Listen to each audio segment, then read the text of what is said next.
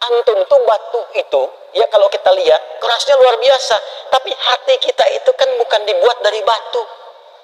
Masa batu yang keras saja masih bisa lembut mendengar asma Allah? Hati Anda yang dicipta tidak dari batu, kenapa tidak bisa tersentuh? Ada apa itu? Jangan bebal dengan taubat, jangan abai sampai hati mati. Ya, kalau sudah hatinya mati susah nanti. Jadi ada dua sahabat, dua orang. Yang satu menzalimi kawannya sampai dihisab di hari kiamat. Yang satu pengen nuntut pada Allah. Yang namanya sahabat itu kan pasti walaupun ada masa-masanya bertengkar, tapi ada kan periode yang baik-baiknya yang dikenang.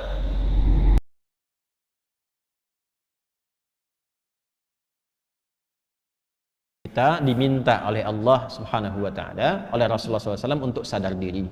Jangan-jangan selama ini ada banyak maksiat yang pernah dikerjakan, masih ada peluang untuk bertaubat. Walaupun itu sebagai dosa besar, sepanjang ajal belum tiba, cepat taubati.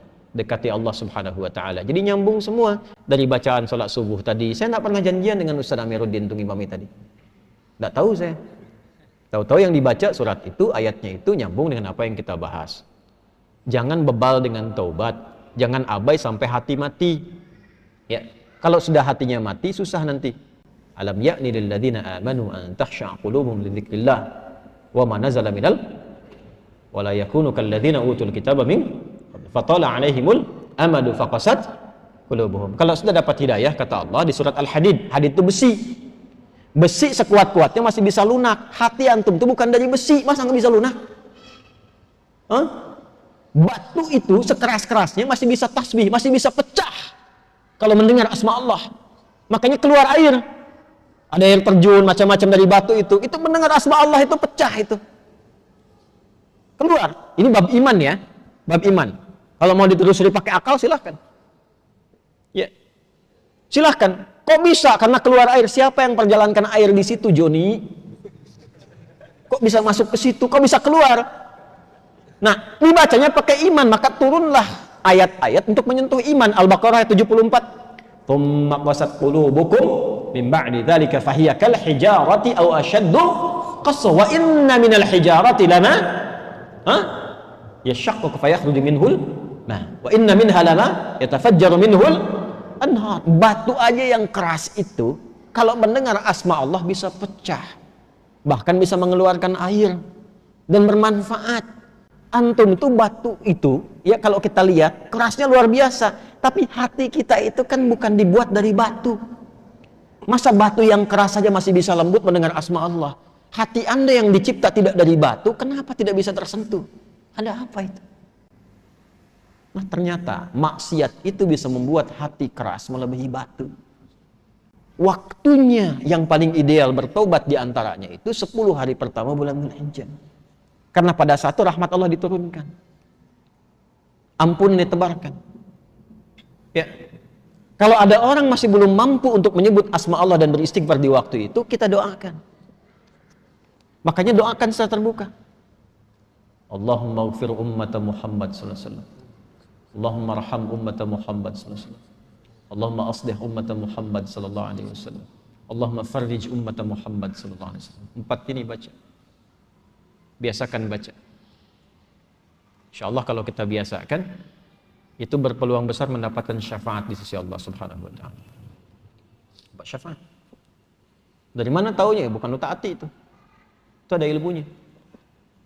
Ada riwayat yang tersambung sampai di bab Yaumul Hisab. Jadi ada 2 sahabat, 2 orang. Yang satu menzalimi kawannya. Ya, zalimi gitu sampai dihisab di hari kiamat. Yang satu pengen nuntut pada Allah. Yang namanya sahabat itu kan pasti walaupun ada masa-masanya bertengkar, tapi ada kan periode yang baik-baiknya yang dikenang. Makanya Sayyidina Ali bin Abi Thalib radhiyallahu ta'ala anhu pernah mengajarkan, kalau saling menyukai, ini menyukai dalam arti berteman baik ya. Kalau saling menyukai, berteman baik, yang sewajarnya saja. Jangan berlebihan. Nah, sewajarnya ini standar agama.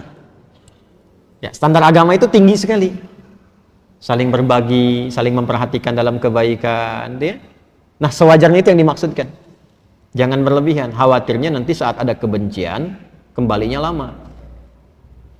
Tapi kalaupun tak suka, jangan berlebihan. Siapa tahu satu masa ada momen pertemuan yang saling mengikat, nanti kenalannya lama. Nah, ini dua orang ini pernah jadi sahabat, kemudian bermusuhan. Sampai menuntut di hadapan Allah di hari kiamat. Begitu dituntut itu, apa kata Allah? Ditampakkanlah keindahan surga untuknya. Begitu ditampakkan, bertanya, ya Rabb, untuk siapa surga ini? Maka dijawab, kama qala,